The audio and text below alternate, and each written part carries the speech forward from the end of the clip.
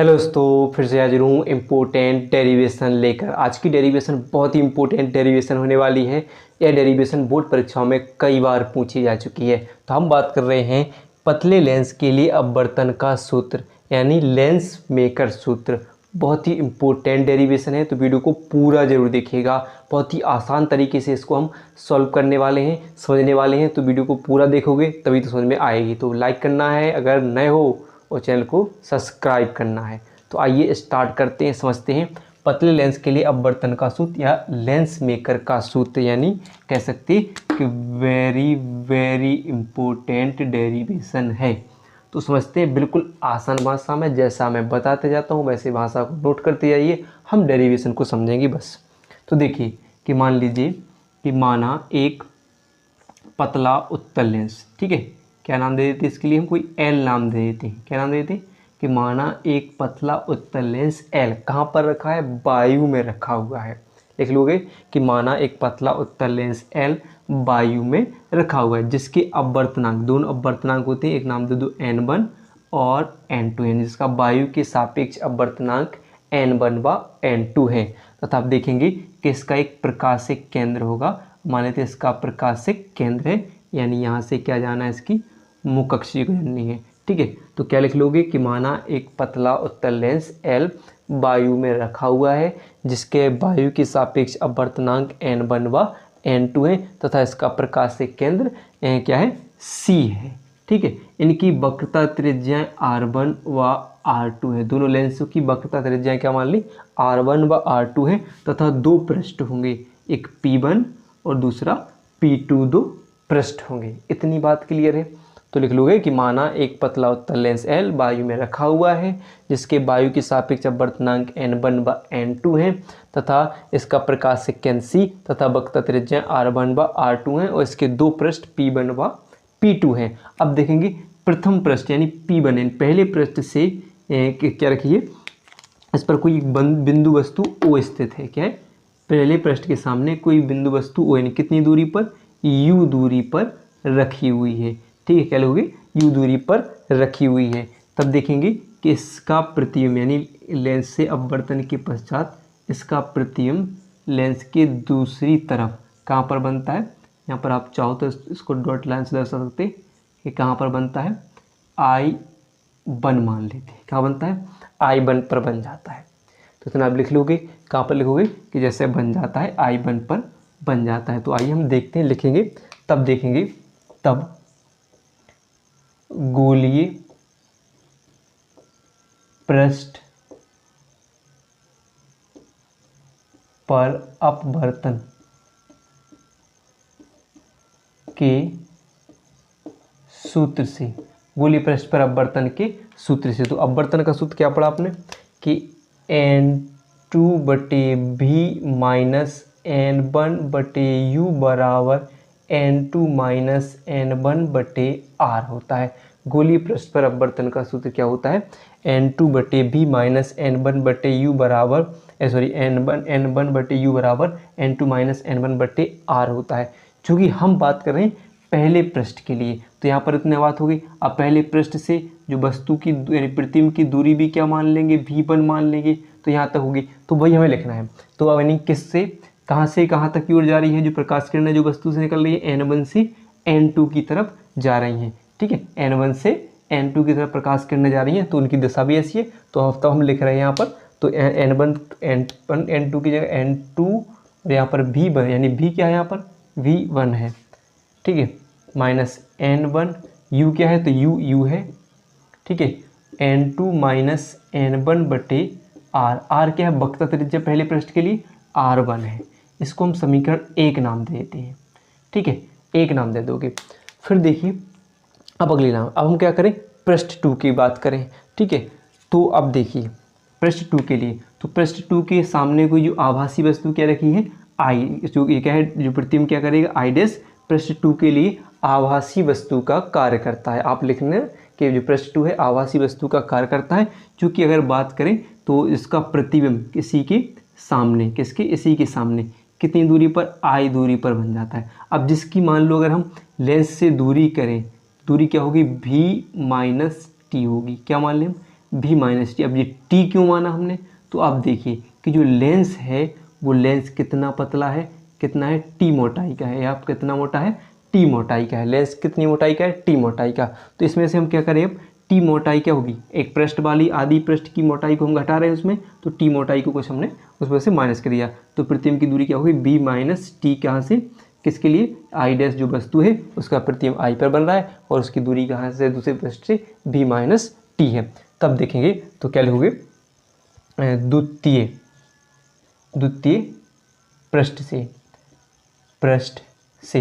तो द्वितीय पृष्ठ की बात समझ में आई कि दूसरे पृष्ठ के लिए जो आई डैश I1 बनाया था वो आभासी वस्तु का कार्य करेगा जिसका प्रतिबिंब उसी के सामने I1 है। अब लेकिन अब देखोगे कि जो प्रकाश किरण की दिशा किस ओर होगी, जो निकलने वाली, तो N2 से N1 होगी। तो जहाँ पर आप अगर N2 लिखा हो वहाँ पर N1 लिखेंगे और जहाँ पर N1 लिखा है वहाँ पर N2 लिखेंगे। तो आइए चलते हैं देखते हैं। तो यहाँ पर देखिए, अब हम रखें यहाँ पर, तो क्या रखेंगे, सूत्र में रखेंगे N2। तो N2 की जगह हमें क्या लिखना है, अब क्या लिखना है, N1 और V। अब V क्या है इसके लिए, तो V माइनस टी है, तो V माइनस टी है। फिर देखोगे माइनस N1 की जगह क्या लिखना है आपको, L2 लिखना है। तो U क्या है इसके लिए, तो U क्या है इसके लिए, देखेंगे V डैश है। तो क्या लिखोगे, V डैश है, यानी एक मान V1 मान लेते हैं, बराबर N2 की जगह N1 की जगह N2 बटे इसके लिए वक्रता त्रिज्या क्या है, तो R2 है। इसे मानेंगे हम समीकरण तो 2 मान लेते हैं, ठीक है, 2 समीकरण मान लेते हैं। क्लियर है। अब क्या करें, अब जो की है देखिए, जो टी है वो मान लीजिए कि जो लेंस के लिए, यानी लेंस का क्या है कि लेंस बहुत पतला है, तो लेंस बहुत पतला है तो जो भी के सापेक्ष इसका मान क्या हो जाएगा, नगण्य हो जाएगा। तो टी क्या का मान नगण्य हो जाएगा, ठीक है, क्योंकि क्या है, लेंस बहुत पतला है,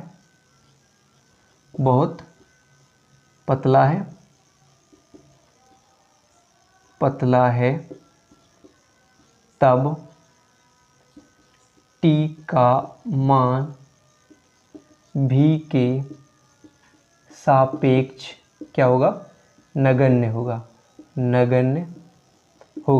तो हम केवल क्या पर लिखेंगे यहाँ पर, यानी टी को हटा देंगे, केवल भी बचेगा वहाँ पर, ठीक है। तो हम लिख सकते हैं, तो क्या हो जाएगा आपका N1 बटे V माइनस N2 बटे V1 बराबर N1 माइनस N2 बटे R2 मान लें। तो इसे हम समीकरण 2 नाम दे देते हैं, ठीक है, इसे समीकरण 2 नाम दे देते हैं। क्लियर है। अब क्या करें, समीकरण 1 व समीकरण 2 का योग करने पर क्या लिखेंगे, समीकरण 1 व 2 का योग करने पर, समीकरण 1 व 2 का योग करने पर, तो योग कैसे करोगे आप, ये देख समझना है कि यहाँ पर इस साइड वाला पक्ष इस साइड से, इस साइड वाला इस साइड से जुड़ जाएगा। तो यहाँ पर क्या हो जाएगा, तो हम पहले इसको लिखें N2 बटे V1 माइनस N1 बटे U प्लस किससे जुड़ेगा, N1 बटे V माइनस किससे, N2 बटे V1 से जुड़ जाएगा, ठीक है, इससे जुड़ जाएगा N2 बटे V। और यहाँ पर ये इस साइड वाले जुड़ेंगे तो क्या हो जाएगा, N2 माइनस N1 बटे R1 plus N1 minus N2 बटे R2 हो जाएंगे, जुड़ जाएंगे। तब आप क्या देखते हो कि यहाँ पर देखोगे N2 V1 माइनस का है, N2 V1 प्लस का है, तो ये एक दूसरे से कैंसिल हो रहे हैं। तब हमारा क्या बच रहा है कि N1, तो अब क्या है माइनस का, तो इस माइनस का अंदर गुणा हो जाएगा, तो माइनस प्लस क्या हो जाएगा, माइनस। तो यहाँ पर क्या बचेगा, N1 बटे U, या आप चाहो तो पलट के लिख दो कि जैसे आप चाहो कि यानी जे इस साइड आ जाएंगे, यानी N1 बटे V और जे वहाँ पर जाएंगे तो चिन्ह पलट जाएंगे। तो यहाँ पर हो जाएगा N1 बटे U, क्योंकि ये माइनस का है, बराबर यहाँ पर क्या हो जाएगा, ऐसे यहाँ पर भी देखो कि इसमें इसके पास N2 क्या है, N2 N1 है, इसके पास भी N2 N1 है, तो हम क्या ले दें कि कॉमन ले लें। तो क्या ले लें, N2 माइनस N1 को अगर हम कॉमन ले लेते हैं तो अंदर क्या बचेगा, 1 बटे R1 माइनस 1 बटे R2, क्योंकि अब जैसे चिन्ह पलटेंगे तो जी वाला जो माइनस वाला N2 वाला माइनस चिन्ह इस साइड आएगा, तो जी माइनस प्लस क्या हो जाएगा, माइनस हो जाएगा, क्योंकि जो N2 वाले को हमने क्या किया, पहले लिखा है, तो ये माइनस प्लस क्या हो जाएगा, माइनस, तो यहाँ पर माइनस आ जाएगा, ठीक है।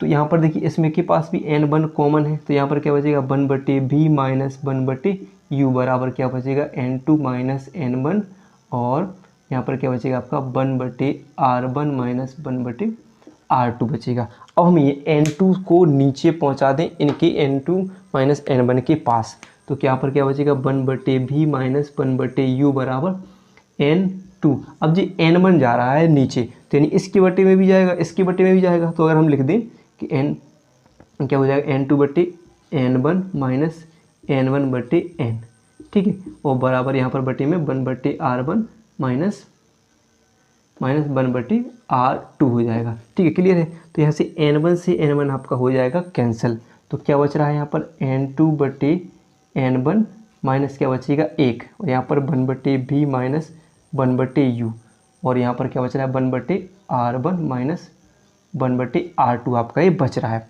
तो देखिए थोड़ी सी बात है यहाँ पर हम समझ लेते हैं, तो यहाँ पर हम थोड़ा यहाँ लिख देंगे, ठीक है, तो यहाँ पर समझ लेते हैं। तो देखिए यहाँ पर क्या होगा कि आपने एक चीज़ पढ़ी होगी कि N2/N1 बराबर क्या होता है कि माध्यम 1 के सापेक्ष माध्यम 2 का अपवर्तनांक, यानी इसको हम लिख सकते हैं माध्यम 1 के सापेक्ष माध्यम 2 का अपवर्तनांक। तो यहाँ पर क्या लिखोगे आप, तो N2/N1 की जगह क्या लिख दोगे आप, तो यहाँ पर क्या बच रहा है 1/V माइनस 1/U बराबर क्या बच रहा है आपका N2/N1 की जगह क्या लिखोगे आप कि N1/2 माइनस 1, ठीक है, हो जाएगा कि नहीं, क्योंकि भी हम लिख देंगे तो यहाँ पर आपका क्या बचेगा 1/R1 माइनस 1/R2 बचेगा कि नहीं। तो अब हम इसको ऐसा लिखते हैं, या आप चाहो तो क्या लिखा हमने कि किसके N2/N1 बराबर क्या लिखा हमने N1/2, या आप लिख सकते N भी लिख सकते हो। तो हम चाहते या हम कह सकते हैं या 1/V माइनस 1/U बराबर, और क्या लिखें हम N-1, और यहाँ पर हो जाएगा 1/R1 माइनस 1/R2 हो जाएगा। चूँकि आपने या तो देखो अभी चीज़ जो होगी कि 1/V माइनस 1/U बराबर आपने 1/F बड़ा लेंस का सूत्र 1/V माइनस 1/U बराबर क्या होता है 1/F, कि ये कहाँ पर बनेगा 1/V, तो क्या हो जाएगा इसकी जगह हम लिख देंगे 1/F, ठीक है। तो 1/F बराबर N-1, और यहाँ पर क्या बचेगा 1/R1 माइनस 1/R2, और यही हो जाएगा आपके लेंस मेकर का सूत्र हो जाएगा, किसका, लेंस मेकर का सूत्र निकल कर आ जाएगा। क्लियर है, इतना है तो आप निकाल सकते हो, इतना आपका निकल कर आ जाएगा, और ये डायग्राम उसके लिए बना लेना है, ठीक है। तो इसके आपने पढ़ा है कि दोनों वक्ता त्रिज्याएं थी, N1 N2 था माध्यम, यहाँ पर अपन ने सब रख कर इसको सिद्ध कर लिया, और इसका निर्धारण आप आसानी से कर सकते हो। तो वीडियो पसंद आई हो तो वीडियो को लाइक और चैनल को सब्सक्राइब करना